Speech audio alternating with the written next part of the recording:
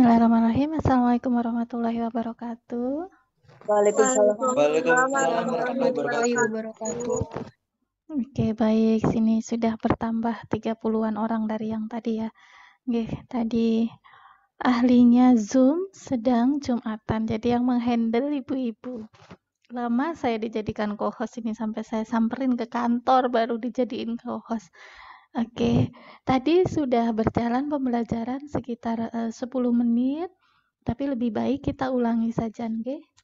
Nanti kalau ada pertanyaan kita diskusinya di akhir. Kita kali ini akan membahas tentang penyakit kronis. Saya ulangi pembelajarannya, oke? Saya akan share bahan ajarnya.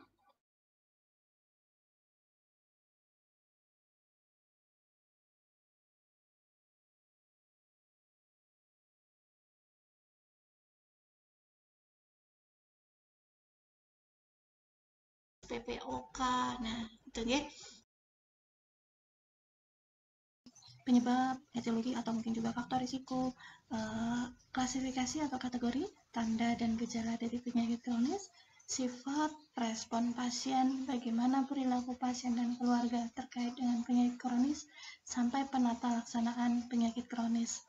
Nanti di akhir sesi akan ada contoh saja dari beberapa penyakit kronis yang lazim terjadi. Kita ketahui bersama bahwa penyakit kronis ini bisa diderita oleh semua kelompok usia, seluruh sosial ekonomi, ya, tidak memandang tingkatnya, dan seluruh budaya. Jadi seorang anak pun bisa menderita penyakit kronis, tidak harus lansia.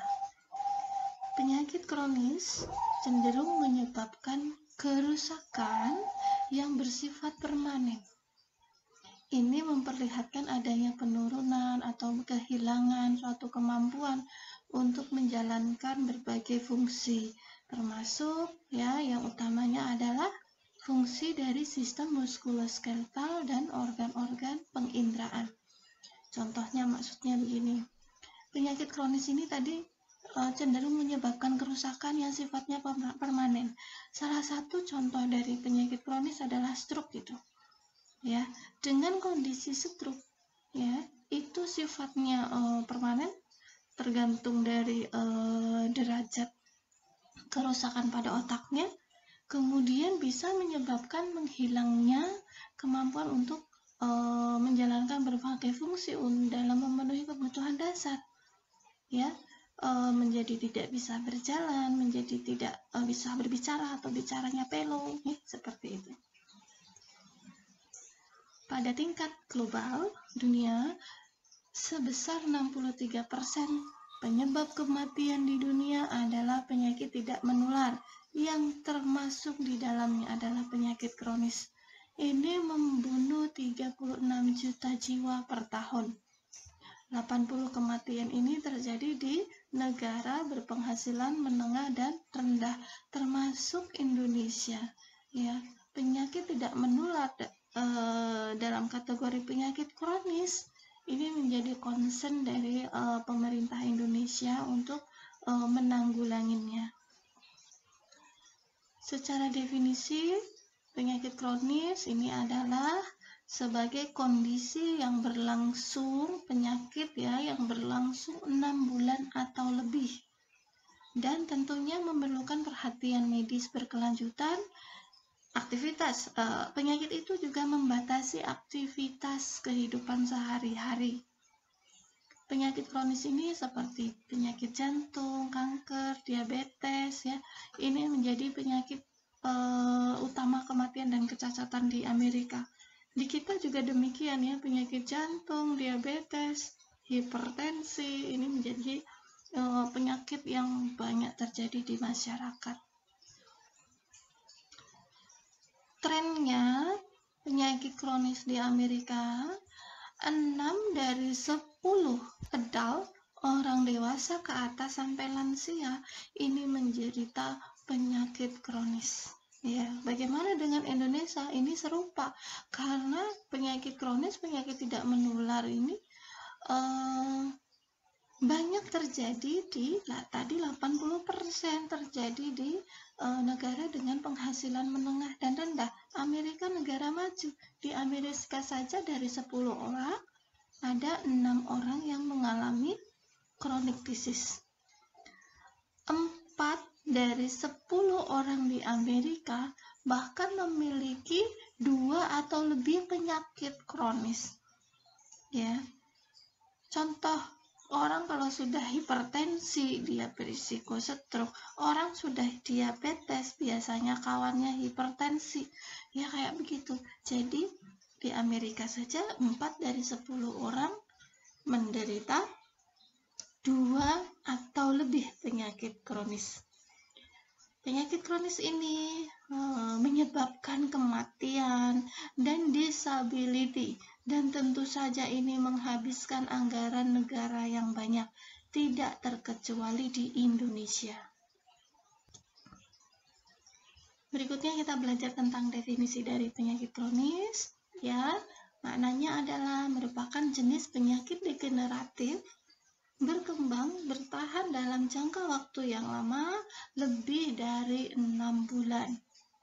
Orang dengan penyakit kronis ini cenderung memiliki tingkat kecemasan yang lebih tinggi, ya, cenderung mengembangkan perasaan hopelessness, tidak bisa ditolong, ya, tidak punya harapan itu, karena berbagai macam pengobatan ini tidak membantunya sembuh dari penyakitnya, ya. Itu beberapa penyakit memang hanya bisa dikontrol, ya.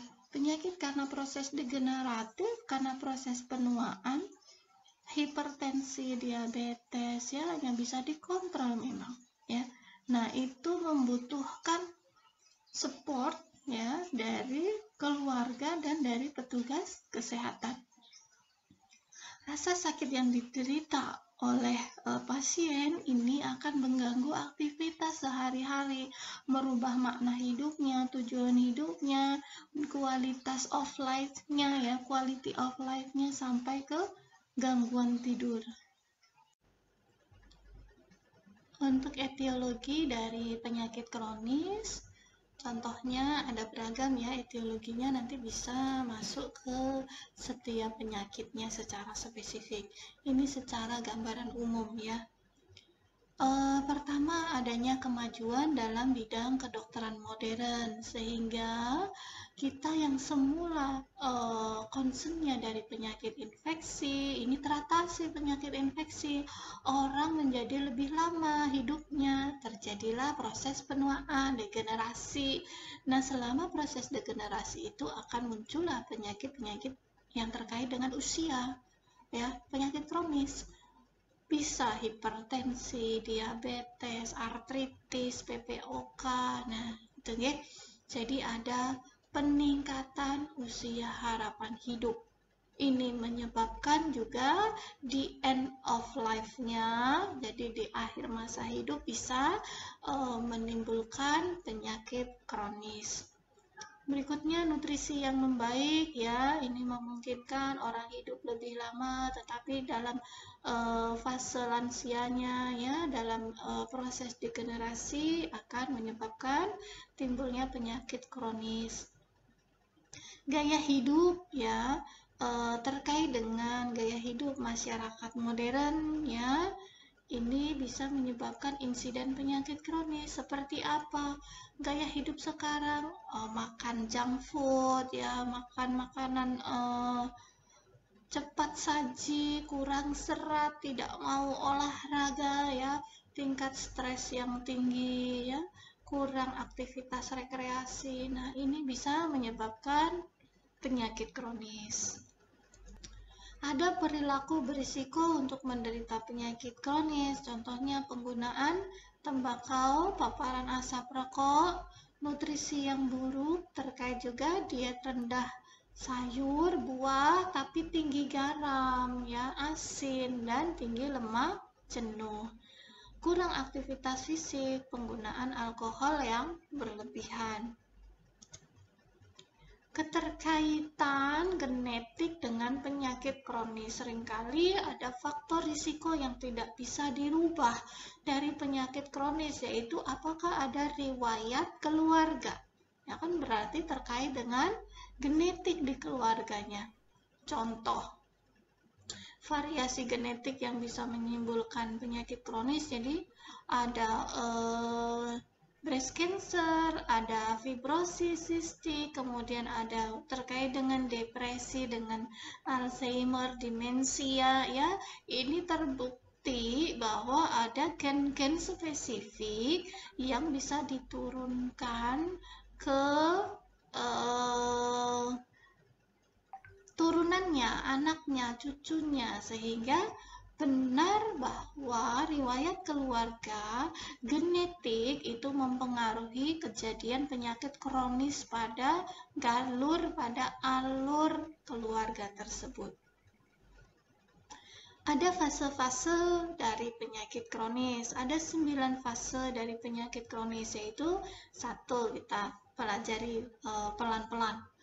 Ada fase pra-trajektori, yaitu risiko terhadap penyakit kronis karena faktor-faktor genetik dan atau perilaku yang meningkatkan ketahanan seseorang terhadap penyakit kronis. Dia punya faktor risiko genetik, misal ada risiko dari keluarga ibunya gitu ya. Kemudian ada perilaku yang mulai mendukung, ya, stres, pekerjaan yang tinggi tidak dimanajemen dengan baik, perilaku merokok gitu ya, kurang istirahat tidur atau begadang ya, kemudian kelebihan berat badan. Nah, ini fase trajektori, pra-trajektori. Berikutnya yang kedua, fase trajektori, yaitu adanya gejala yang berkaitan dengan penyakit kronis. Fase ini sering tidak jelas karena sedang dievaluasi dan sering dilakukan pemeriksaan diagnosis. Kenapa kok kepala saya sering sakit, ya, leher saya kadang kaku, tangan saya kesemutan. Nah, ini mulai ada tanda yang terkait dengan penyakit kronis. Kemudian fase stabil, tahap yang terjadi ketika gejala-gejala dan perjalanan penyakit terkontrol. Aktivitas sehari-hari tertangani dalam keterbatasan penyakit, ya. Tanda dan gejalanya relatif menetap atau sering timbul, ya. Kemudian seseorang tetap bisa melakukan aktivitas sehari-harinya. Oh, saya kok setiap akhir pekan sakit kepala, ya minum obat. Nah, dia bisa mengatasi gejala tersebut sehingga dia tetap bisa beraktivitas sehari-hari. Fase tidak stabil ini adalah periode ketidakmampuan untuk menjaga gejala tetap terkontrol atau mulai ada penyakit yang teraktivasi, penyakit yang timbul.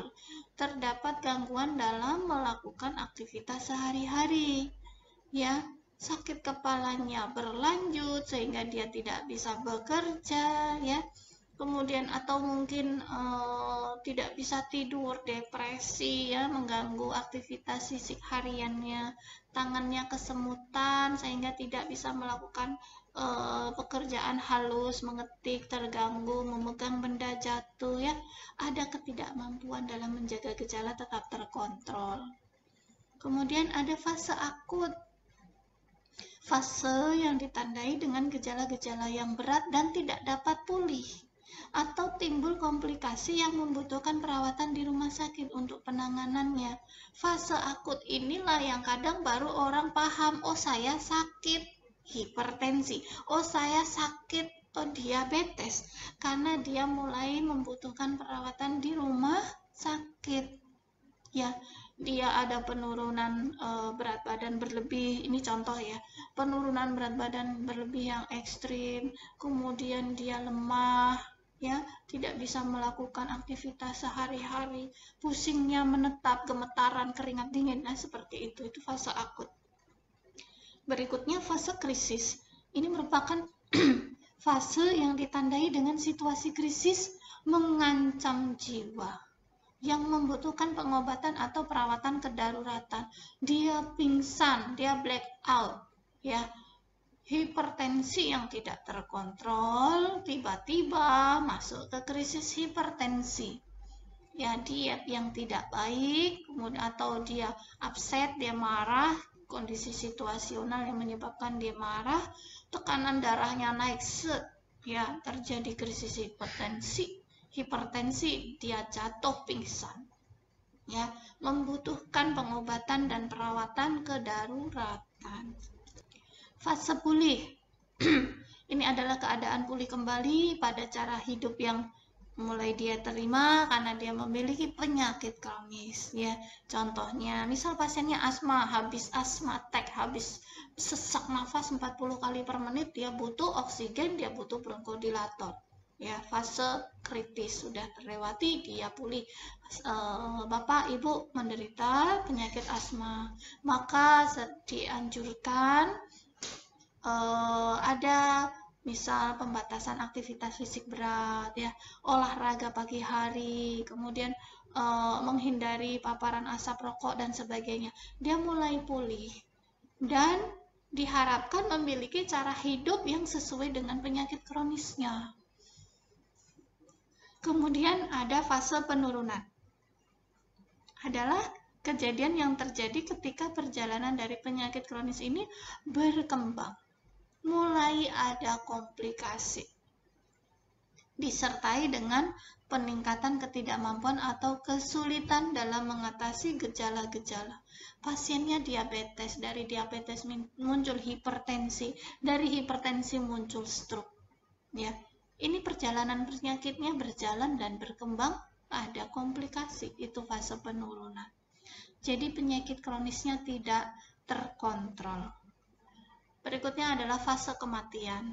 Ini adalah tahap terakhir yang ditandai dengan penurunan secara bertahap, cepat dari fungsi tubuh sehingga sampai berhentinya kehidupan, ya. Masuk ke kematian, menyebabkan kematian. Oke.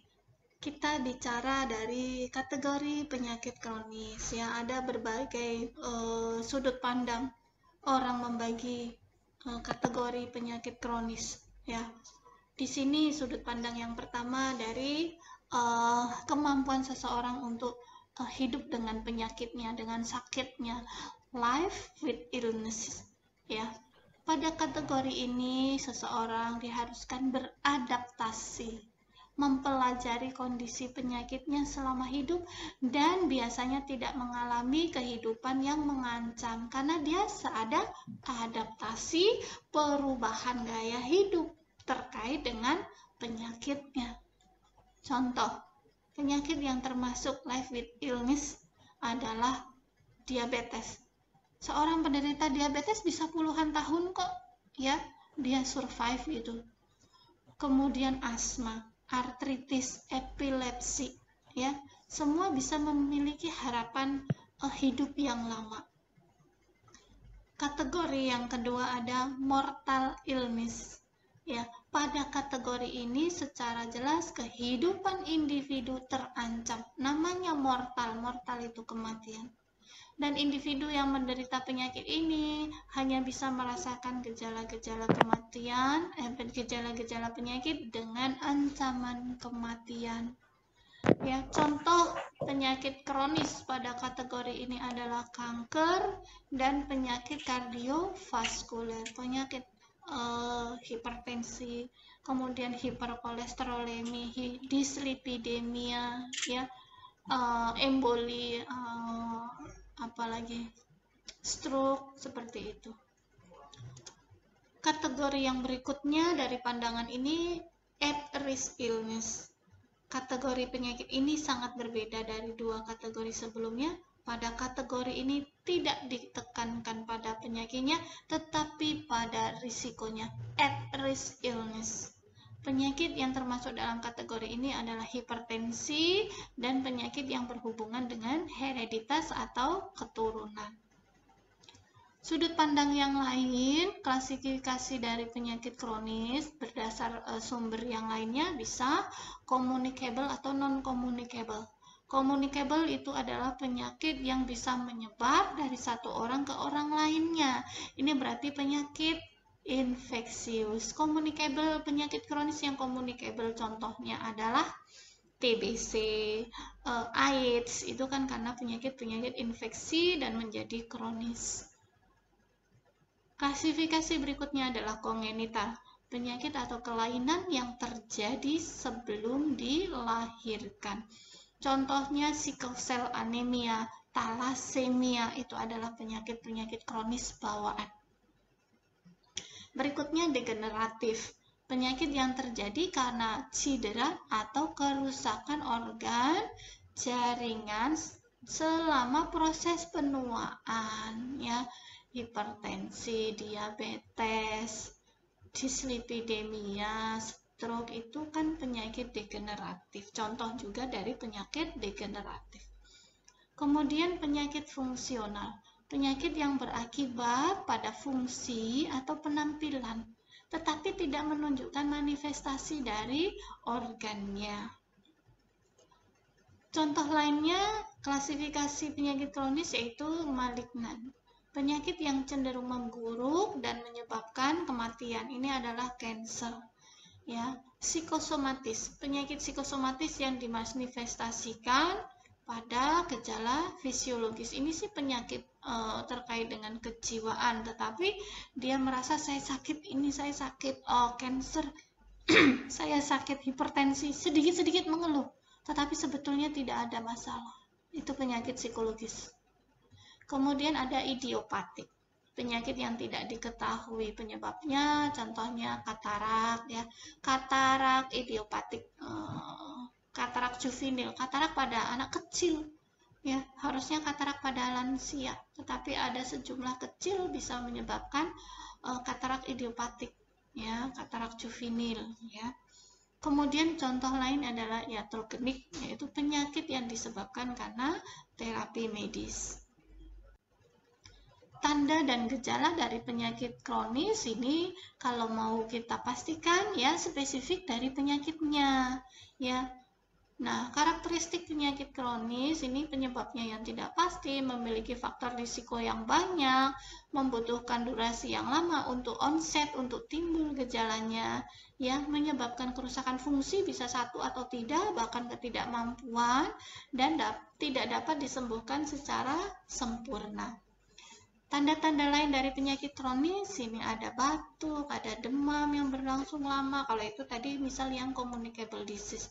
Kemudian sakit pada bagian tubuh yang berbeda, ada diare yang berkepanjangan, kesulitan buang air kecil, perubahan warna kulit, dan lain-lainnya. Nanti di belakang akan kita bahas contoh-contoh dari penyakit kronis secara spesifik, tapi superficial saja. Tanda lainnya ada kerusakan fungsi dari satu atau dua atau lebih ya dari sistem tubuh, misal dari muskuloskeletalnya, dari persepsi sensorinya, sehingga mengganggu pasiennya dalam melakukan perawatan diri, mobilitas, kerusakan kognisi, kerusakan interaksi sosial. Ini bisa terdiri dari dua periode. Periode remisi ini adalah tidak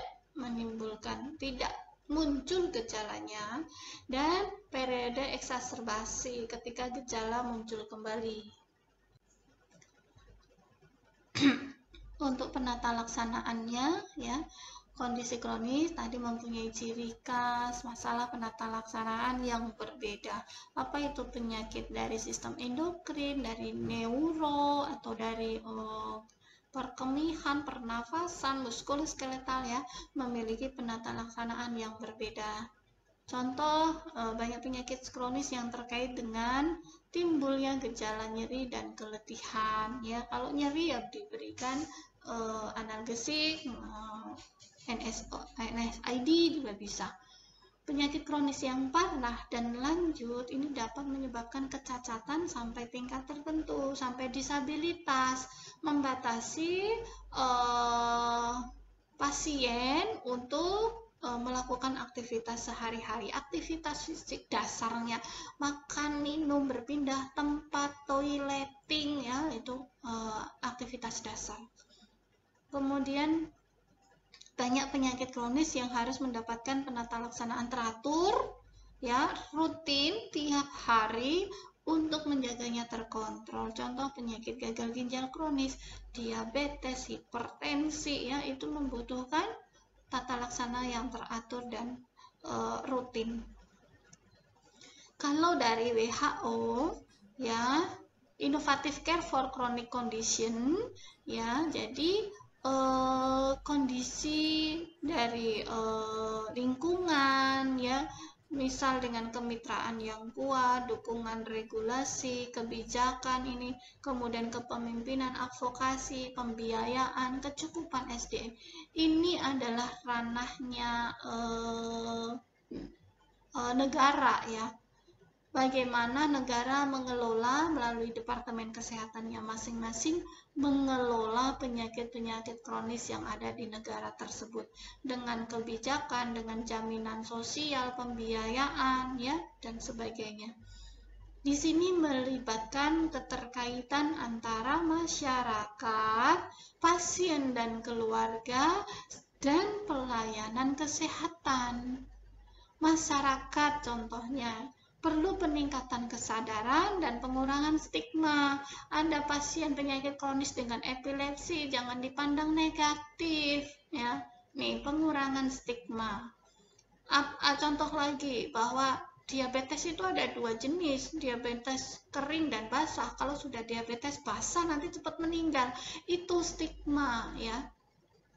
Kemudian kepemimpinan dan dukungan, bahwa leader di masyarakat mendukung anggota masyarakatnya untuk aktif dalam penata laksanaan pencegahan pengendalian penyakit kronis, mobilisasi sumber daya, kemudian ketersediaan layanan pendukung. Contoh, di setiap RT ada lapangan terbuka atau kelurahan atau RW, ya, yang bisa digunakan sebagai media rekreasi, media pembelajaran masyarakat, atau untuk senam rutin, ya, itu adalah contoh keterlibatan dari masyarakat. Kemudian tentu saja pasien dan keluarga dalam penanganan pencegahan, kuratifnya sampai rehabilitatifnya dengan masyarakat dan dengan tenaga atau fasilitas pelayanan kesehatan. Untuk keterlibatan pelayanan kesehatan ini terkoordinasi secara berkesinambungan. Oh, kalau dia butuh rehabilitatif kemana, ya? Dia butuh kuratif, berarti dia harus ke rumah sakit mana, ya. Oh, dia hanya perlu cek kontrol rutin bulanan, dia bisa memanfaatkan fasilitas kesehatan apa. Nah, ini terkoordinasi secara berkesinambungan. Berikutnya, peningkatan mutu layanan, pelayanan kesehatan yang terkoordinir, perawat, bidan, dokter, farmasis, terapis, dietitian, dan sebagainya. Jadi, pelayanan kesehatan yang terkoordinir, dukungan informasi yang baik, kemudian dukungan self-care dari pasiennya. Ini diharapkan keterikatan ini dari pemerintah, masyarakat, pelayanan kesehatan pasien dan keluarga agar hasil yang lebih baik untuk perawatan penyakit kronis. Dibutuhkan juga peer support, ya, dukungan teman yang sesama penderita, bahwa peer support itu bisa memberikan support secara informasi, sharing pengalaman, sharing informasi, kemudian modeling affective skill, ya, perilaku pengendalian penyakitnya, kemudian ada support emosi, encouragement, reinforcement, decreasance of isolasi. Jadi merangkul, ya, merangkul secara emosi, kemudian pemberian dukungan positif, ya, dan menurunkan rasa yang terisolasi. Contoh, pasiennya di diagnosis cancer, stigma masyarakat, contoh cancer aib itu penyakit kutukan, itu stigma, ya. Jauhkan penderita dari rasa yang seperti itu. Ini penyakit kutukan sehingga saya akan mengisolasi diri, ya, saya malu dengan penyakit saya. Ini butuh peer support, ya. Kemudian mutual reciprocity, Nah, ini share bagaimana mengatasi permasalahan mereka, sharing ya. Kemudian penerimaan, saling membantu ya, saling menge-share informasi terkini ya. Itu pentingnya peer support sehingga akan meningkatkan self-efikasi atau kepercayaan diri penderita, meningkatkan penerimaan support secara sosial, meningkatkan mood yang positif, meningkatkan bagaimana cara melakukan perawatan diri dengan penyakitnya. Ya, efek positifnya ya, quality of life penderita akan meningkat, kemudian sikap ya, perilaku kesehatan akan meningkat, contohnya mengontrol berat badannya, dietnya, mengambil atau menggunakan medikasinya ya. Kemudian peningkatan kontrol dari penyakit kronis itu sendiri dan menurunkan angka hospitalisasi, perawatan yang harus mondok di rumah sakit, dan menurunkan kematian karena penyakit kronis. Selain itu, perilaku pencegahan dari penyakit kronis ada stop merokok. Ya, ini saya paparkan keuntungan kesehatan setelah seseorang berhenti merokok. Selama 20 menit dari berhenti merokok, heart rate, blood pressure akan drop ke level normal ya. 12 jam kadar karbon monoksida akan normal. 24 jam ya, risiko heart attack, serangan jantung akan menurun. 2-3 bulan, 2 minggu sampai 3 bulan berhenti merokok, sirkulasi di dalam pembuluh darahnya akan menurun, fungsi paru akan meningkat sampai 30%. 1-9 bulan tidak ada batuk, tidak ada sinus, oklusi ya, kongesti sinus, tidak ada fatigue, tidak ada nafas yang sesak, nafas yang pendek ya. Kemudian silia pada saluran pernafasan normal, peningkatan mukosa, handling mukosa sehingga tidak terjadi penyempitan jalan nafas, bersihan paru membaik, dan penurunan infeksi. Jadi banyak benefitnya.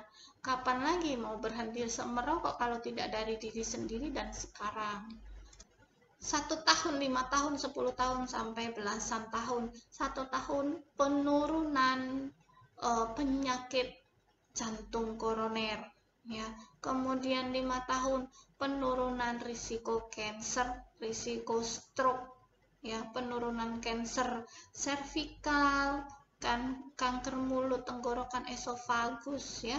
Kemudian 10 tahun itu bisa penurunan risiko penyakit kanker paru, kanker laring, kanker pankreas.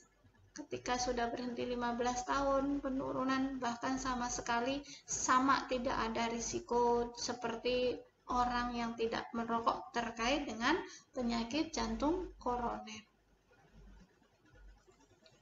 Kemudian lakukan aktivitas fisik ya. Untuk anak-anak dan remaja, ingat penyakit kronis tidak hanya diderita oleh lansia dewasa. Penyakit kronis tidak memandang usia, tidak memandang gender, tidak memandang ras ya. Yang penting durasi penyakitnya lama, 6 bulan ke atas ya. Nah, aktivitas fisik yang dianjurkan untuk anak-anak dan adolescent dengan remaja, untuk aktivitas fisik yang tinggi, contohnya ini bisa meningkatkan kardiorespiratori, fungsi kardio dan respiratori, dan juga muscle otot, meningkatkan kesehatan tulang, meningkatkan kardiovaskuler, sistem kardiovaskuler, metabolik ya. Kemudian menyehatkan komposisi tubuh. Untuk yang lainnya bisa menurunkan depresi. Pada dewasa dan lansia dengan aktivitas fisik bisa menurunkan risiko kematian dini, menurunkan menurunkan penyakit jantung koroner, stroke, hipertensi, memperbaiki profil lipid kita, menurunkan risiko dari DM tipe 2, sindrom metabolik, colon cancer, breast cancer, mencegah peningkatan berat badan, menurunkan berat badan ya. Kemudian meningkatkan sistem kardiorespiratori, mencegah jatuh, mencegah depresi, dan perbaikan fungsi kognitif. Ada juga fungsi yang lainnya, manfaat yang lainnya bisa peningkatan kesehatan secara umum, ya, menurunkan obesitas ya di abdomen. Ada juga menurunkan risiko hip fracture, fraktur pinggul, menurunkan kanker paru, endometrial cancer untuk perempuan, menjaga berat badan, menurunkan berat badan, ya, meningkatkan densitas tulang sehingga tidak osteoporosis dan meningkatkan kualitas tidur. Perilaku pencegahan lainnya ya, tadi kita sudah bahas terkait dengan aktivitas fisik, pengendalian berat badan, menurunkan obesitas, diet nutrisi tinggi serat, rendah karbohidrat, dan rendah garam. Contoh dari penyakit kronis antara lain adalah penyakit jantung, kemudian cancer, ada chronic lung disease, ini PPOK, kemudian ada stroke, ada Alzheimer disease, diabetes, dan penyakit ginjal kronis. Kita akan bahas beberapa sebagai berikut. Kita pelajari stroke, yaitu stroke merupakan penyakit pembuluh darah, ya, ada kerusakan, ada sumbatan, ada pecah pembuluh darah di otak, ya. Stroke adalah suatu keadaan di mana ditemukan tanda-tanda klinis yang dia bisa berkembang progresif, cepat, adanya defisit neurologis vokal maupun global, ada kerusakan persyarafan, ya, baik itu vokal maupun secara luas, yang dapat memperberat, ya, dapat tambah berat dan berlangsung selama 24 jam atau lebih, sehingga dapat menyebabkan kematian tanpa adanya penyebab lain yang jelas selain dari vaskular atau kerusakan di pembuluh darah. Jadi stroke tadi bisa karena sumbatan, ini adalah pembuluh darah, ini adalah sumbatan, adanya sumbatan, kemudian dia mencari alternatif, bisa menyebabkan aneurisma, jadi pecah pembuluh darah, ya. Jadi stroke bisa karena sumbatan, bisa juga karena pecahnya pembuluh darah. Stroke ini terjadi apabila pembuluh darah itu tadi mengalami penyumbatan atau pecah, sehingga daerah berikutnya yang diperdarahi oleh pembuluh darah tersebut tidak ada pasokan darah yang membawa oksigen, sehingga akan mengalami kematian sel dan jaringan. Jadi ketika ada sumbatan di pembuluh darah, contoh di sini ada sumbatan pembuluh darah, ada pecah pembuluh darah, maka area-area setelahnya yang harusnya diperdarahi oleh pembuluh tersebut menjadi mati karena tidak mendapat pasokan darah, di mana yang dibutuhkan adalah oksigen untuk kehidupan sel otak. Untuk jenis stroke sendiri bisa karena stroke sumbatan atau iskemik, dan stroke karena perdarahan, yaitu stroke hemoragik. Stroke iskemik bisa disebabkan karena emboli atau juga bisa disebabkan karena trombolitik. Emboli adalah bekuan darah atau plak yang terbentuk di dalam jantung, bisa, atau pembuluh darah besar yang kemudian terangkup dia menuju ke otak. Jadi embolinya tuh lepas, sumbatan darahnya itu lepas dan mengalir, ngikutin aliran darah kan, menyumbatnya di otak, menyebabkan stroke emboli, stroke iskemik. Sedangkan untuk stroke trombolitik, ini ada bekuan darah atau plak itu terbentuk sendiri di pembuluh darah di otak. Ya, kalau emboli bisa dari organ lain pembuluh sumbatannya, tapi dari organ, contohnya dari jantung atau pembuluh darah besar lainnya gitu ya. Kemudian dia lepas dari pembuluh darah luar itu, luar otak. Nah, nyangkutnya di otak. Itu emboli. Kalau trombolitik, oh ya, itu memang terbentuknya di pembuluh darah di otak sendiri. Ya, dia menyumbat, tidak lepas kalau trombolit. Oke. Berikutnya adalah stroke karena perdarahan, bisa perdarahan di intracerebral, ya di dalam jaringan otaknya, atau perdarahan di subarachnoid, perdarahan di area luar otak. Tanda dan gejala dari stroke, kalau kita ingat yang mudah adalah segera ke RS. Yang pertama senyumnya tidak simetris, mencong mulutnya, ya mencong ke kanan sedikit, ke kiri sedikit, sehingga sulit menelan air secara tiba-tiba. Kemudian gerak separuh badan itu melemah tiba-tiba. Segera, ya bicara pelo, tidak tiba-tiba atau tidak dapat bicara atau tidak mengerti kata-kata yang diucapkan, tidak bermakna, ya tidak bisa orang lain mengerti. Kemudian ada kebas atau rasa baal, kesemutan pada sebagian atau seluruh tubuh. Rabun, pandangan menjadi kabur secara tiba-tiba. Sakit kepala hebat bisa sampai menimbulkan pingsan, ya sakit kepala hebat, pingsan, jatuh, ya jatuh, pasiennya sinkope, pingsan, blackout itu ya. Nah, faktor risiko dari stroke ada 2 faktor yang bisa dirubah dan tidak bisa dirubah. Contoh yang tidak bisa dirubah ini terkait umur, ya. Stroke seringkali diderita oleh pasien dengan umur yang sudah lansia, sudah dewasa.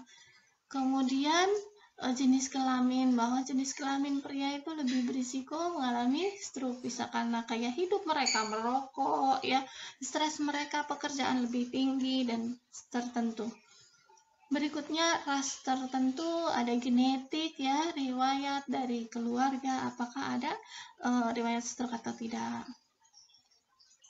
Berikutnya untuk faktor risiko yang tidak dapat. Faktor risiko yang dapat dirubah, contohnya hipertensi, diabetes, obesitas, dislipidemia, ini bisa diatasi, bisa dikontrol, ya.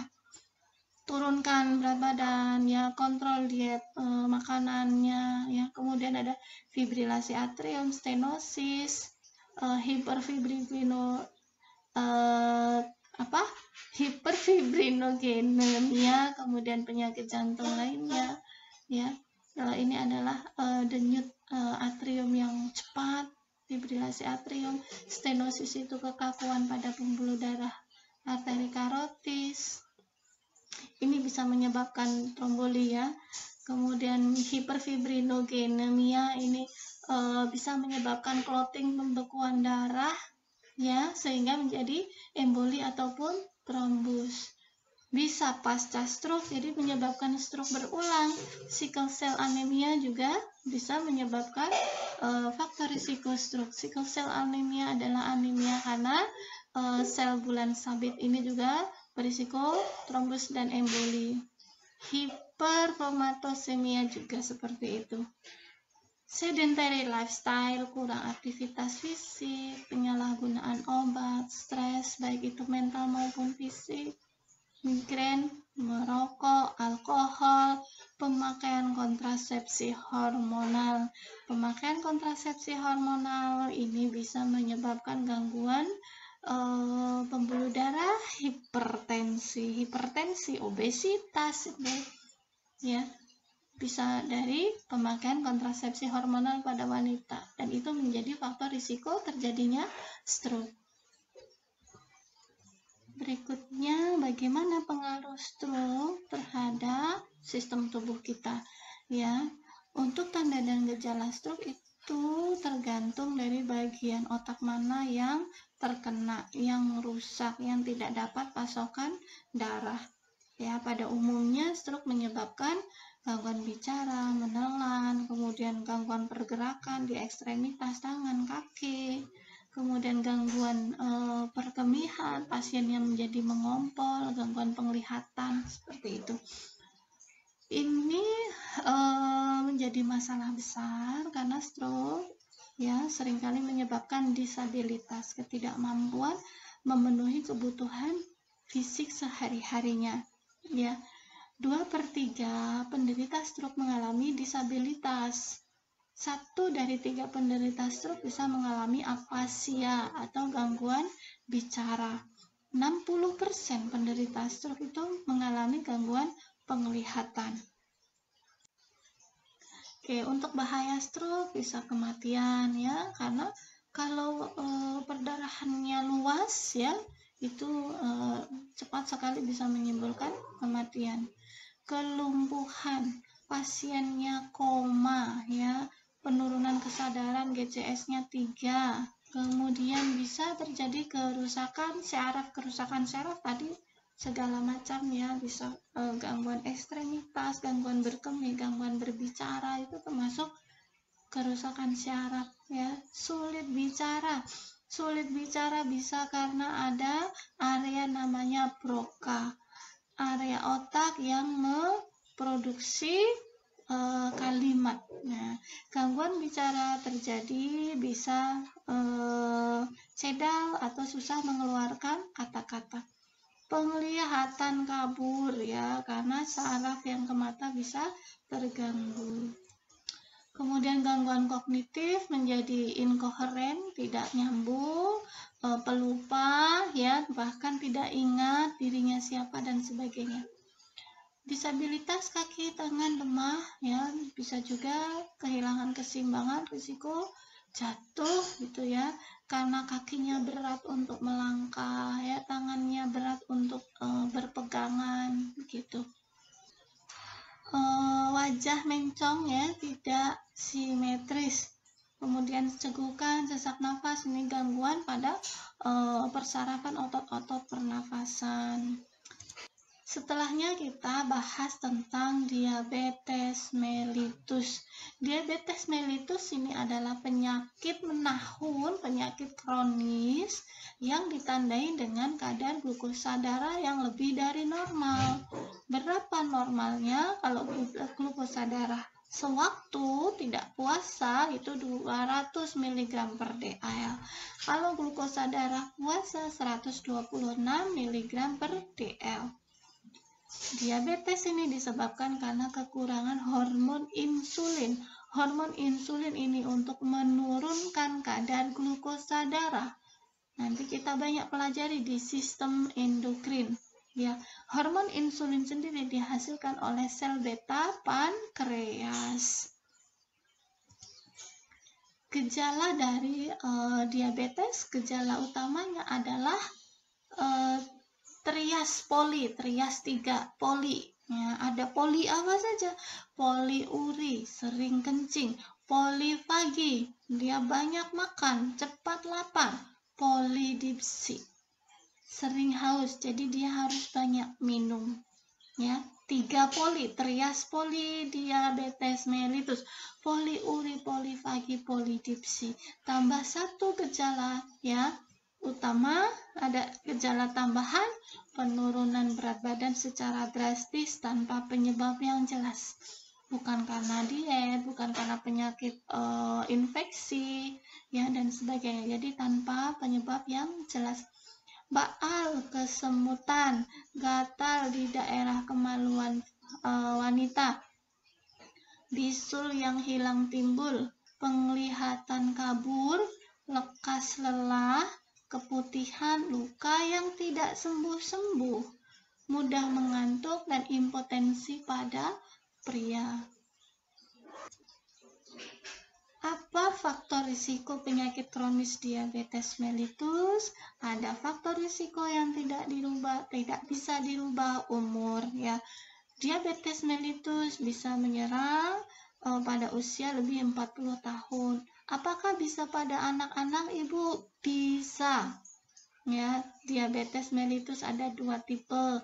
Tipe 1 sering muncul dari usia muda. Tipe 2 ini yang sering muncul pada usia yang lebih dewasa. Kemudian ada tipe diabetes pada kehamilan, gestasional diabetes, dan tipe lainnya ya. Oke, kita ini superficial saja tentang diabetes. Kemudian faktor risiko lainnya ada riwayat dari keluarga. 6 kali anak dengan ibu atau ayah yang menderita diabetes dia lebih berisiko dibandingkan anak yang tanpa ada riwayat penderita diabetes.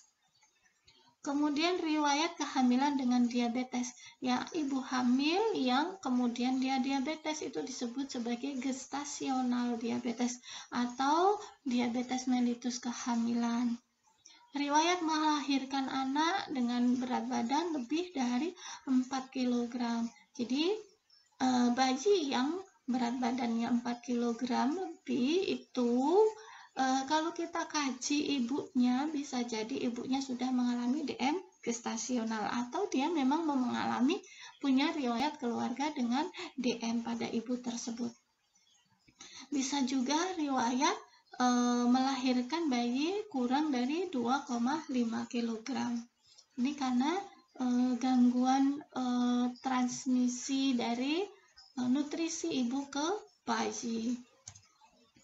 Faktor risiko yang bisa dirubah ya, berat badan, obesitas ya. Jadi obesitas, kelebihan berat badan ini akan berisiko menyebabkan diabetes. Iya, stroke juga tadi, hipertensi ya.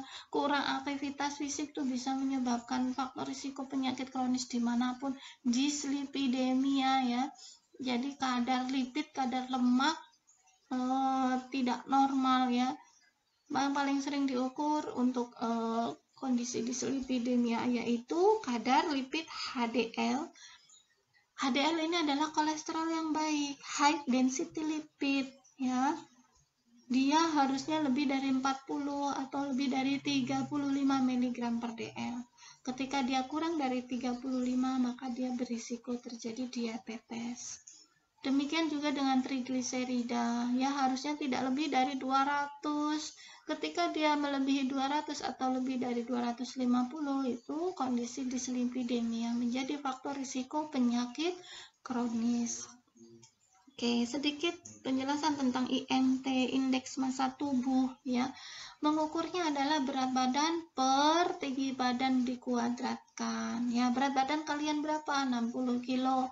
60 kilo dalam kilogram. Kemudian dibagi tinggi badan berapa? Misal 160 cm, berarti 1,6 kali 1,6. Untuk klasifikasinya kita bisa masuk ke normal atau kurang ya, bisa kurang juga. Kalau kurang berarti kurang dari 11,5. Normal kita 18,5 ya. Kalau kurang dari itu berarti kurang. Kemudian normal 18,5 sampai 25. Gemuk atau overweight ya, overweight kelebihan berat badan 25 sampai 27. Obesitas lebih dari 27. Obesitas tingkat 1, obesitas tingkat 2 lebih dari 30. Kemudian ada riwayat penyakit jantung, kondisi hipertensi ya. Hipertensi adalah tekanan darahnya lebih dari 140/90 mm Hg. Diet yang tidak seimbang, dia tinggi gula, tinggi garam, tinggi lemak, tapi kurang serat. Ya, ini menjadi faktor risiko yang bisa dirubah. Turunkan berat badan, olahraga, ya, olahraga dan diet rendah lemak, rendah gula. Ya, kemudian lakukan kontrol penyakit jantungnya, lakukan kontrol hipertensinya, perbaiki dietnya. Ini makna faktor risiko yang bisa kita rubah.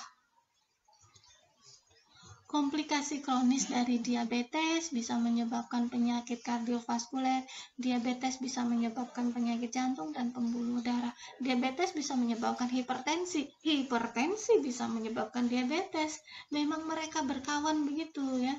Kemudian ada neuropati diabetik, kerusakan saraf, biasanya saraf tepi di kaki, di tangan, di retina.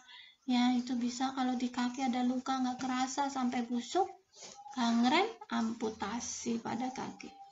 Retinopati diabetik ini bisa karena penumpukan galaktosa, penumpukan glukosa, bisa juga karena neuropati pada retina, maka langsung disebut sebagai retinopati diabetik. Kemudian bisa juga nefropati, kerusakan nefron. Nefron itu tempat untuk menyaring di ginjal, jadi bisa menyebabkan gagal ginjal. Ini tips hidup sehat bagi penyandang diabetes. Batasi ya makanan berikut dan akan lebih baik jika dihindari. Batasi apa saja yang banyak mengandung gula simple glukos, yaitu gula sederhana apa saja, gula pasir, gula jawa, gula merah, sirup, ya, selai, jelly, manisan, susu kental manis, es krim, kue, crackers, manis ya, dodol, lempok, bolu, coklat, itu simple karbohidrat, simple glukos. Ya, kemudian yang mengandung banyak lemak, ya, yang digoreng-goreng, ikan, ayam, ya, atau junk food, makanan cepat saji yang banyak mengandung natrium. Kenapa natrium? Karena dia bisa lekat sekali dengan kondisi hipertensi, sedangkan tekanan darah harus terkontrol.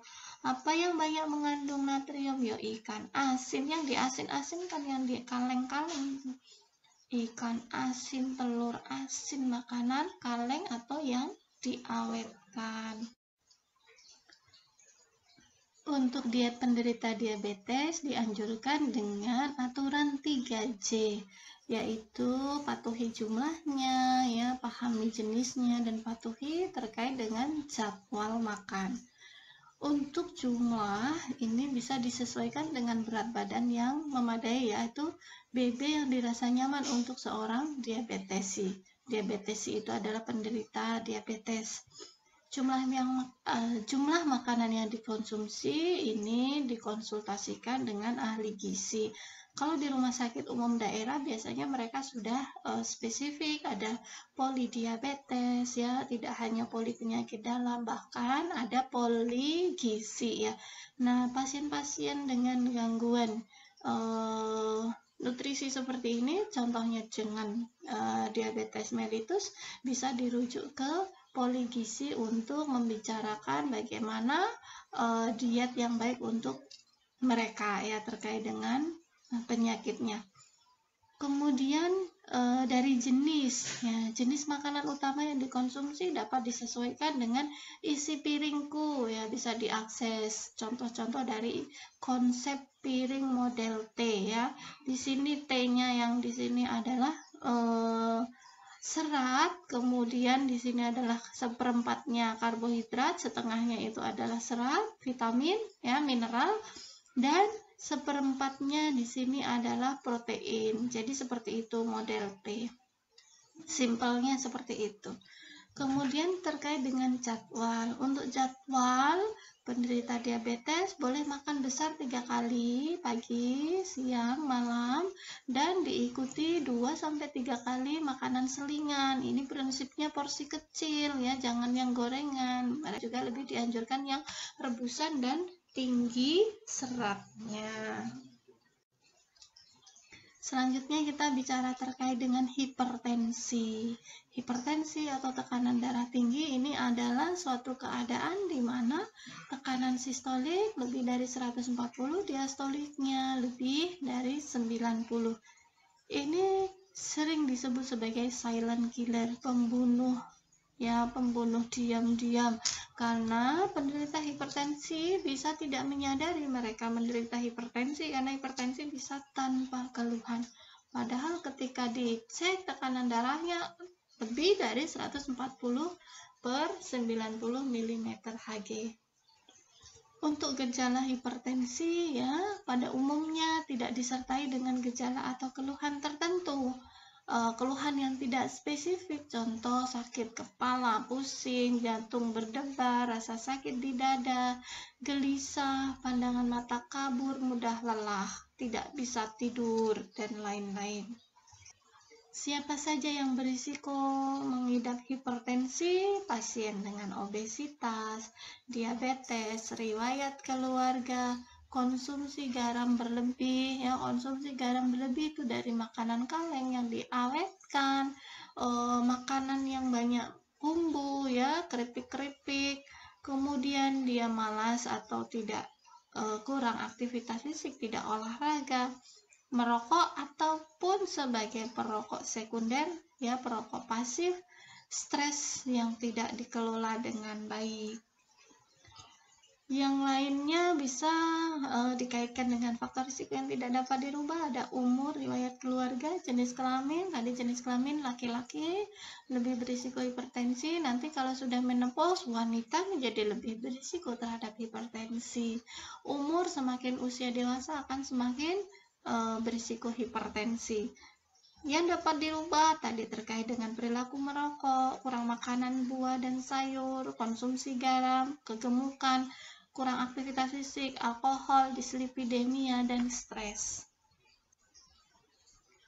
Komplikasi karena apabila hipertensinya tidak terkontrol, ya, tidak terkendali, tidak minum obat, tidak berkunjung ke fasilitas kesehatan, bisa menyebabkan gagal jantung, stroke, gagal ginjal, gangguan cerebral atau otak, ya, contohnya menyebabkan demensia juga bisa, retinopati atau kerusakan retina, dan banyak lagi macam lainnya. Atur pola makan bagi penderita hipertensi, batasi gula, ya, kemudian batasi makanan berlemak atau digoreng, ya, makan ikan sedikitnya 3 kali per minggu, itu lebih baik ikan daripada ayam, ya. Kemudian garam, batasi makanan olahan atau cepat saji, perbanyak buah dan sayuran. Selanjutnya osteoporosis.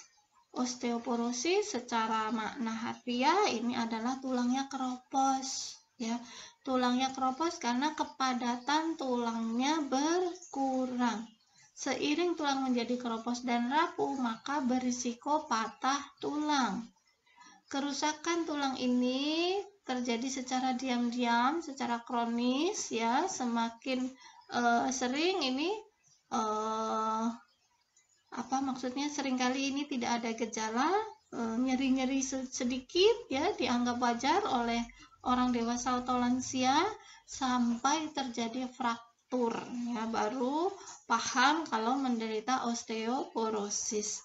Maka osteoporosis sering disebut sebagai silent epidemic.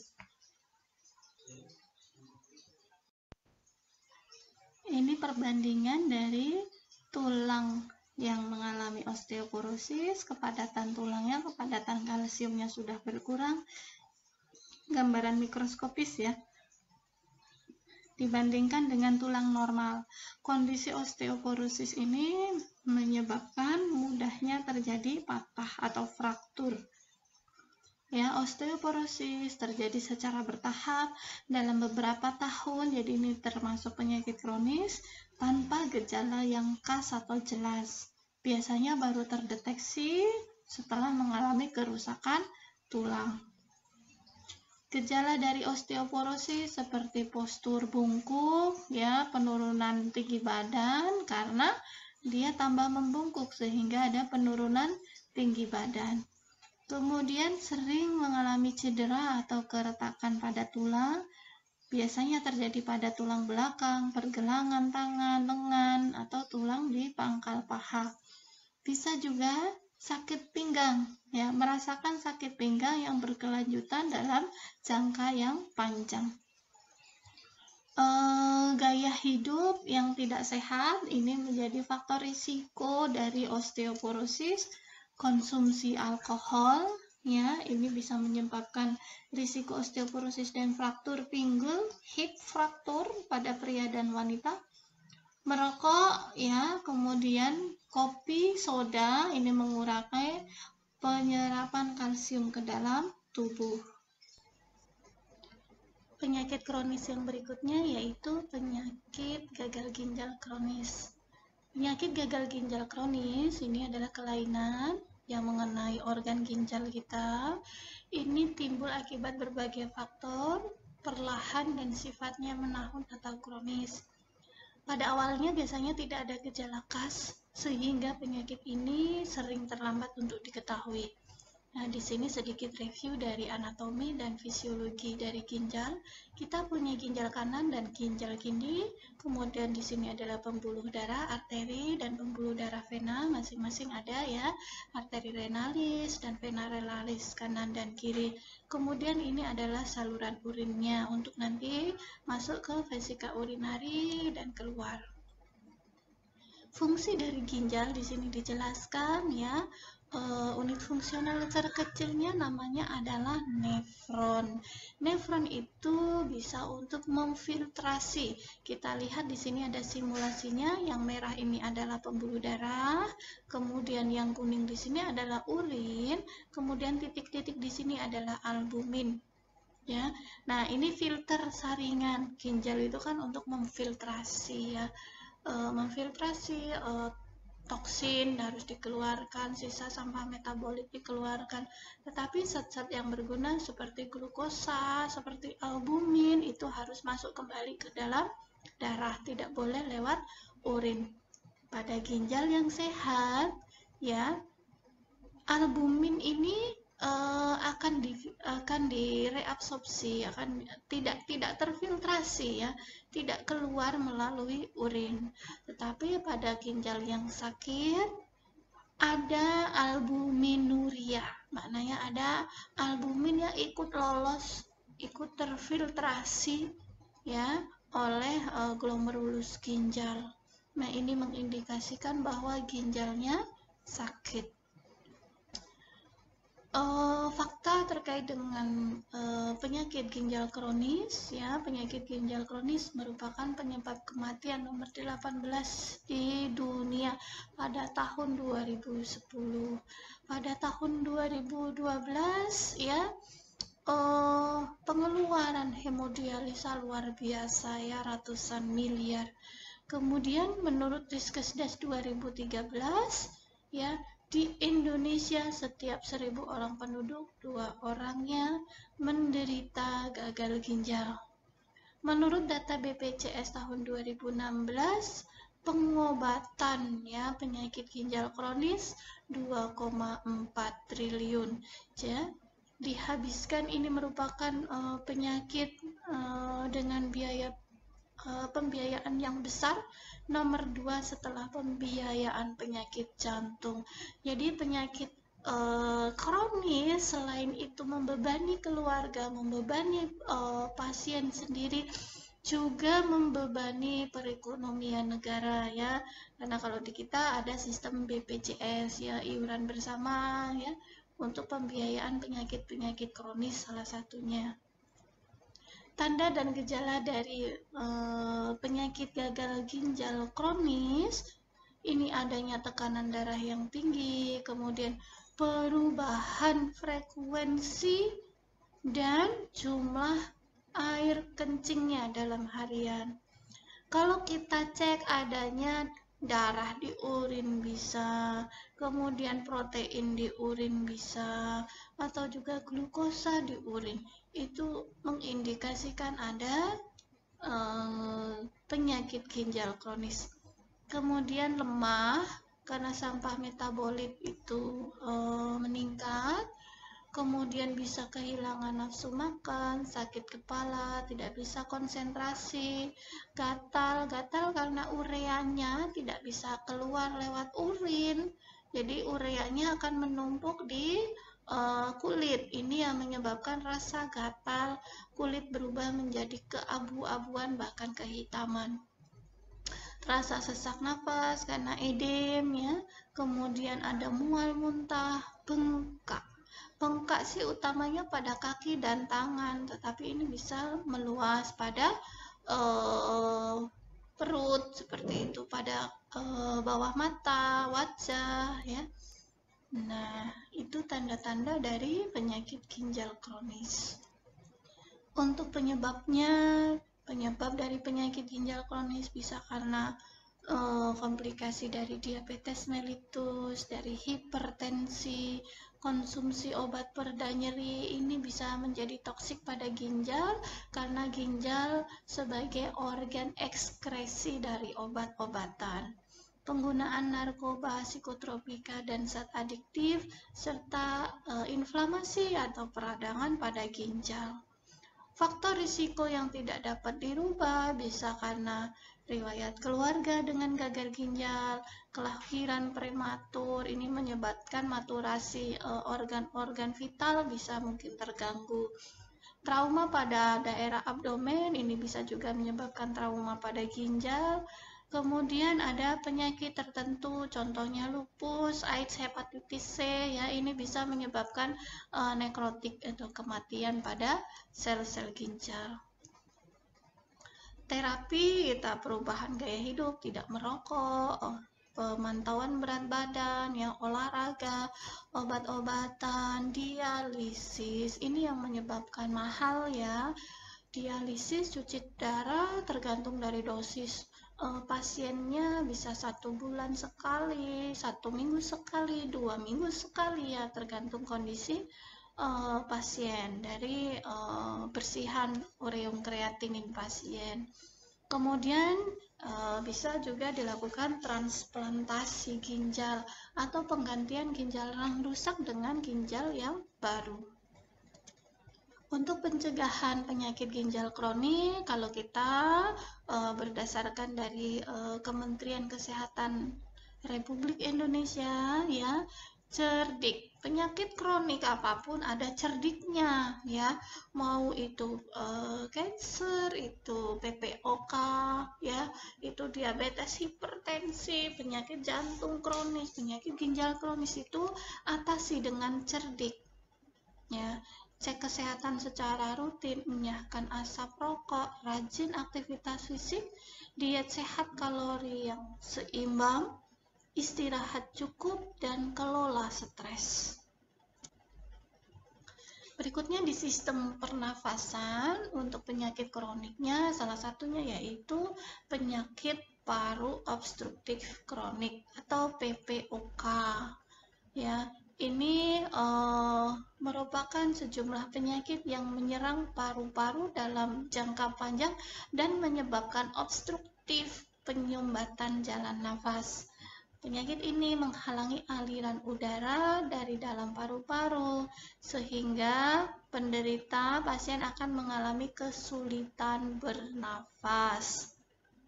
PPOK biasanya merupakan kombinasi dari 2 penyakit, bisa bronkitis kronis dan emfisema.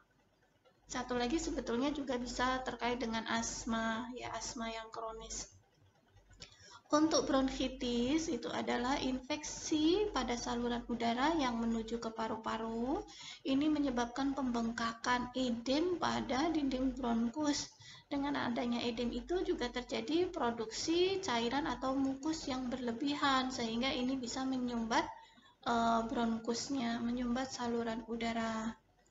Untuk emfisema, ini adalah rusaknya alveoli atau kantung-kantung udara. Ini terjadi secara bertahap sehingga bisa menyebabkan gangguan difusi dari oksigen dan karbon dioksida. Gejala dari PPOK, batuk kronik ya, dengan atau tanpa dahak yang tidak sembuh-sembuh, makin sering tersengal-sengal, sesak nafas, bahkan saat melakukan aktivitas yang ringan, misalnya hanya memakai pakaian, hanya berjalan sebentar, merubah posisi, itu sudah sesak nafas. Ada mengi, ada bunyi ngik, ngik, ngik. Nah, mengi, sesak nafas, ya, yang disertai dengan bunyi. Kalau kita istilahnya selain mengi, itu namanya wheezing, ya, karena udara melewati saluran yang mengecil jadi berbunyi seperti peluit. Nah, peluit kan kita keluarkan udara dengan saluran yang kecil, itu bunyi atau bising. Konsepnya seperti itu. Kemudian ada lemas karena oksigen yang berkurang, ya, penurunan produktivitas, rasa berat atau sesak di dada, penurunan berat badan. Kalau penurunan berat badan ini terkait dengan sesak nafas, penurunan nafsu makan, akhirnya penurunan berat badan. Untuk gejala awal biasanya tidak bergejala, ya, perlu pemeriksaan yang khusus. Gejala lanjutannya bisa batuk kronis, tadi bisa dengan atau tanpa dahak atau lendir, sesak nafas. Pemeriksaannya apa yang terkait dengan sistem pernafasan? Bisa spirometri, ya, bisa juga dengan pemeriksaan rongsen dada, paru. Untuk akibat lanjut dari PPOK bisa kehilangan produktivitas, kerusakan paru secara permanen, bisa menimbulkan jaringan parut atau scar, kemudian gagal nafas, atau juga bisa menyebabkan gagal jantung kanan karena edema pulmonal.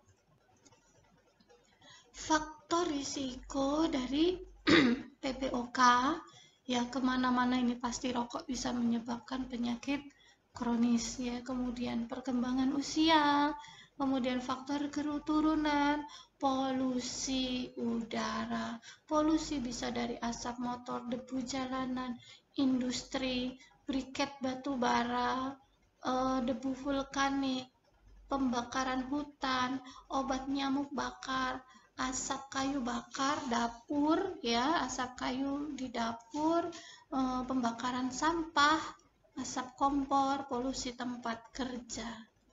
Kemudian penggunaan asbes juga bisa.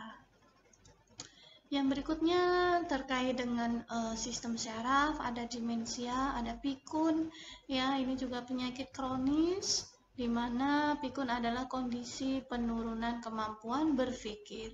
Kemampuan berpikir dalam lansia ini terkait dengan orientasi waktu, tempat, ya, kemudian orientasi peristiwa kejadian dulu, sekarang, kemudian bisa terkait dengan hitungan, ya, tambah-tambahan 1000, 2000, ya, terkait numerik, ya, seperti itu, serta terkait dengan orang, orientasi orang lain, ya.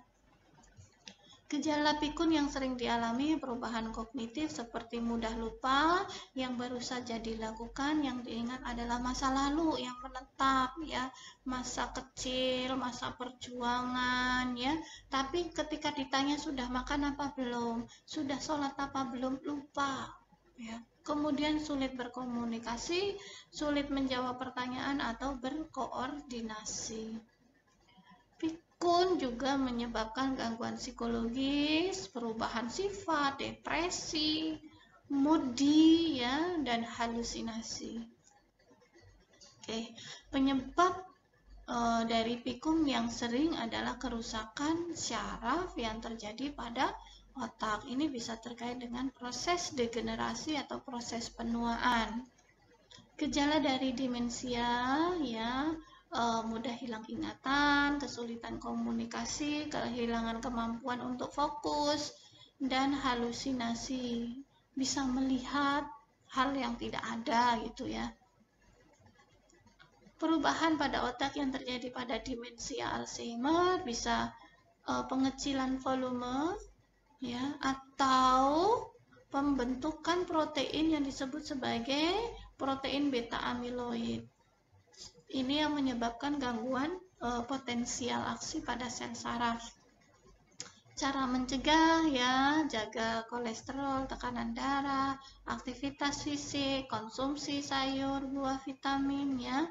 Kemudian untuk meningkatkan aktivitas yang memicu intelektual, kita aktif membaca, aktif belajar, juga bisa mungkin dengan teka-teki silang, ya, itu meningkatkan, mempertahankan memori.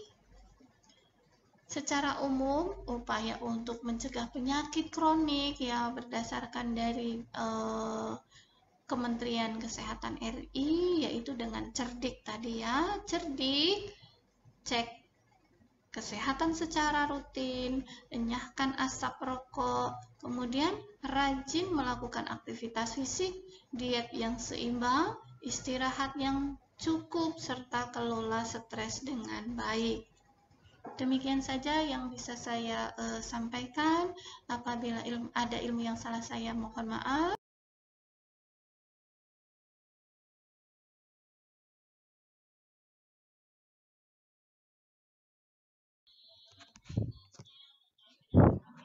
Oke, berikutnya adalah sesi tanya jawab. Silahkan yang terkait penyakit kronik. Ada yang mau bertanya? Boleh angkat tangannya.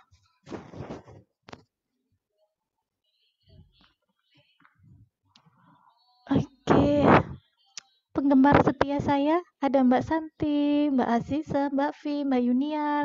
Siapa lagi? Christine, Gina. Ayo silahkan. Mbak Santi dulu.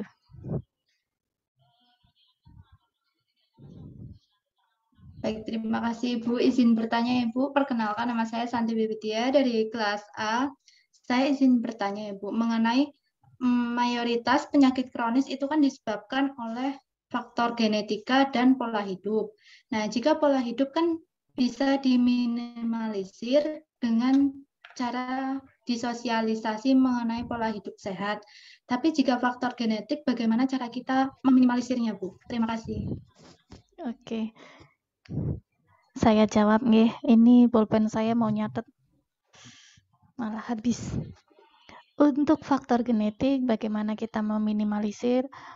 Kalau itu penyakit-penyakit yang kita intinya membagi penyakit itu 3 jenis. Penyakit yang murni karena infeksi, penyakit yang murni karena genetik, penyakit campuran. Ya. Penyakit campuran bisa karena pola hidup, bisa karena infeksi, ada genetik. Ya, ada keterkaitan gaya hidup dan genetik kita. Itu penyakit campuran. Beberapa penyakit campuran ini salah satunya diabetes, hipertensi. Ya, maka kita supaya tidak muncul hipertensi, kita punya gen, ibu kita punya diabetes, kita obesitas, berarti gaya hidup kita jelek. Genetik kita ada, maka kita turunkan berat badan. Jaga jangan dislipidemia, ya kan? Dietnya diperbaiki supaya tidak muncul penyakitnya. Ya enggak? Kita sudah mencoret bahwa pola hidup saya baik walaupun saya membawa gen hipertensi, gen diabetes.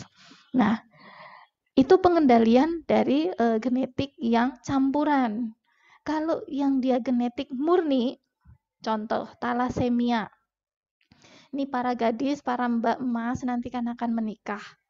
Talasemia kan penyakit kronis nih, murni karena genetik, ya. Jadi lakukan screening pada calon suami. Calon suaminya, mas-masnya ini suruh tes dulu apakah dia pembawa talasemia atau tidak. Tolong atus sewu. Di warga Banyumas ya, itu sama Pak Bupati kayaknya sudah harus ada tes talasemi. Karena Banyumas itu kejadian talaseminya paling banyak dibandingkan wilayah Jawa Tengah. Saya kurang paham yang wilayah Indonesia. Kalau negara paling banyak itu Maldives. Ya, Maldives itu negara paling banyak talasemi, wis penduduknya sedikit, kejadian talasemi di sana tinggi, jadi mereka regulasinya supaya tidak muncul talasemi, penyakit kronis karena gen murni, mereka melakukan pemeriksaan dulu. Supaya yang pembawa-pembawa gen itu tidak saling menikah dan tidak punya anak. Kalau punya anak pasti akan talasemi. Gitu ya. Cara ininya ya gitu, harus pemeriksaan gen. Kalau itu memang yang murni genetik, tidak kaitan campuran genetik dan gaya hidup. Kalau penyakit yang campuran genetik dan gaya hidup, gennya ratusan. Yang ngontrol tekanan darah yang menimbulkan diabetes atau hipertensi ratusan. Kalau kita suruh periksa, habis di ongkos gitu. Ya enggak? Jadi kita kendalikan dari gaya hidup. Itu contoh untuk penyakit yang murni genetik talasemi bisa dilakukan pemeriksaan. Gitu ya Mbak Santi? Jadi calonnya nanti di screening dulu, kamu pembawa talasemi apa enggak? Kalau ternyata calonnya pembawa talasemi, kita wanitanya ikut ya, ikut periksa. Kita membawa apa tidak? Jangan membawa dan membawa nanti anaknya talasemi. Tapi kalau yang laki-laki membawa, ternyata kita tidak membawa, aman untuk menikah. Gitu nggih. Oke, selanjutnya Mbak Meli.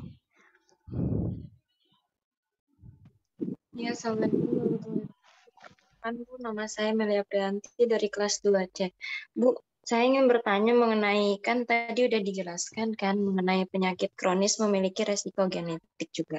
Nah, itu pertanyaannya, kenapa ya Bu, penyakit kronis itu bisa menurun kepada keturunannya Bu, seperti ayah atau ibu kepada anaknya gitu? Oke, karena kita mendapat gen kita separuh dari ayah, separuh dari ibu, pasti menurun. Ya, tinggal kita mensikapi turunan itu mau muncul di hidup kita apa enggak. Ya, kita akan nurunin siapa lagi yang membawa X, ya kan, kromosom X dibawa dari ibu, Y dari ayah, atau XX ya. Kalau kita wanita XX ya. X dari ibu dan X dari ayah, pasti kita menurun. Ya, tergantung apakah genotip itu akan muncul menjadi fenotip, akan muncul menjadi penyakit. Saya pembawa gen diabetes ya dari galur ibu saya, tetapi sampai saat ini saya tidak terdiagnosis diabetes. Nah, itu saya genotip ada diabetes, tetapi saya secara fenotip saya tidak diabetes. Gitu ya, pasti menurun dari ayah ibu kita. Gitu ya Mbak Meli. Baik Bu, cara mencegahnya itu bagaimana ya Bu? Iya tadi sama pertanyaan dari Mbak Sinta. Kalau itu penyakit genetik kita lakukan screening, jangan menikah dengan orang pembawa. Kalau itu memang murni genetik. Kalau kita penyakitnya yang multifaktorial disease, ya kita kendalikan di pola hidup. Ya, turunkan berat badan, jangan makan manis, tingkatkan serat, vitamin, tingkatkan air putih, jangan banyak minum makanan berwarna, olahraga, dan sebagainya. Gitu. Baik Bu, terima kasih. Di Mbak Aziza, silahkan. Ibu aja mau tanya Bu, misalnya kalau orang tuanya itu dari ibunya itu punya penyakit diabetes, itu lebih dominan menular ke anak perempuan atau ke anak laki-laki ya Bu? Kalau misalnya lebih dominan ke perempuan itu kenapa, atau sebaliknya itu kenapa Ibu? Terima kasih. Oke, sepemahaman saya dan pembuktian ilmuwan sampai sekarang itu lebih banyak dibawa oleh gen X. Ya, jadi yang lebih banyak diturunkan adalah yang perempuan. Gitu Mbak Anissa. Kenapanya? Karena tadi penyebab diabetes, genetik penyebab diabetes itu ratusan. Tetapi paling banyak dibawa oleh gen X. Bukan gen somatik ya, tetapi gen yang pembawa seks. Maka perempuan menjadi lebih rentan terhadap diabetes. Gitu Mbak Anita. Berarti tidak menutup kemungkinan kalau tertular juga ke anak laki-lakinya juga tidak, itu kan Bu ya? Ya ada kemungkinan, karena kan pembawanya tidak hanya gen X, tapi gen somatik juga. Kita punya 46 gen. Ya, 46 kromosom. 23 dari ibu, 23 dari ayah. Nah, dari 23 ini hanya satu gen yang X. Yang 22 itu lainnya adalah gen somatik. Ya, yang tidak membawa apakah kamu laki-laki atau perempuan, tetapi yang membawa gen warna kulit, ya, hidung mancung pesek dan sebagainya. Nah, itu juga ada pembawa diabetesnya, tetapi tidak banyak. Ya, yang lebih banyak yang terikat pada kromosom X. Gitu. Kalau misalnya gini Bu, menanya lagi. Misalnya kalau orang tuanya yang perempuan diabetes, terus yang laki-laki darah tinggi. Nah, itu bisa menurun ke anaknya itu apa Bu? Lebih besar ke apa, penyakit apa yang diturunkan? Semuanya lebih besar semua, Mbak. Dua-duanya akan diturunkan. Ya Mbak Sisa, dapat hadiah DM dari ibu, dapat hadiah diabetes dari ayah.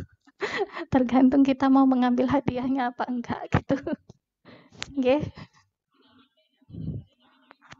Saya minat sekali dengan genetip karena saya penelitian S2 juga terkait dengan gen. ya, ekspresi angiotensin.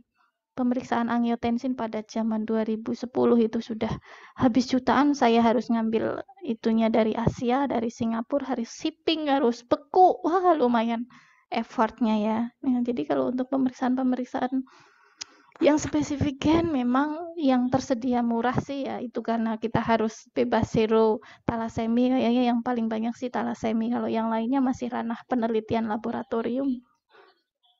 Gitu Mbak Aziza. Baik Ibu, terima kasih. Good, Mbak Anissa. Baik Ibu, di sini saya dari kelas C, Anissa Reni Putri, mau bertanya. Tadi Ibu sudah menjelaskan tentang diabetes mellitus pada ibu hamil, itu menyebabkan anaknya melahirkannya 4 kg atau enggak kurang dari 2,5 kg. Nah itu penyebabnya apa ya Bu ya? Oke, gestasional diabetes GDM itu adalah jenis ketiga dari diabetes mellitus. Penyebabnya, komplikasi dari diabetes bisa hiperglikemi atau hipoglikemi. Hiperglikemi itu adalah glukosa darah lebih dari normal. Hipo berarti kurang dari normal. Kalau ibu hamil tersebut dengan GDM, dia komplikasinya adalah hiperglikemi, maka di darahnya yang akan ditransfer ke plasenta dan janinnya itu berarti banyak gula. Banyak gula itu yang menyebabkan bayinya giant baby. Ya, bayinya lahir dengan 4 kg lebih. Ya. Nah, sebaliknya, kalau ibu dengan GDM dia mengalami komplikasinya hipoglikemi, maka kandungan glukosa di darahnya lebih rendah dari normal, yang ditransfer ke baby pun juga akan sedikit. Maka bayi juga akan memiliki berat badannya kecil, kurang dari normal. Gitu nggih? Ada lagi? Sip. Satu penanya lagi karena saya juga sedang ujian skripsi, ada kakak kelasnya sedang ujian, saya giliran bertanya. Satu lagi? Ini Bu, bedanya gula basah sama gula kering itu apa ya Bu? Oke, sebetulnya itu orang awam ya yang membedakan gula darah basah dan kering. Sebetulnya kalau WHO Depkes itu pembagi diabetes itu diabetes tipe 1, diabetes tipe 2, gestasional diabetes dan diabetes tipe lainnya.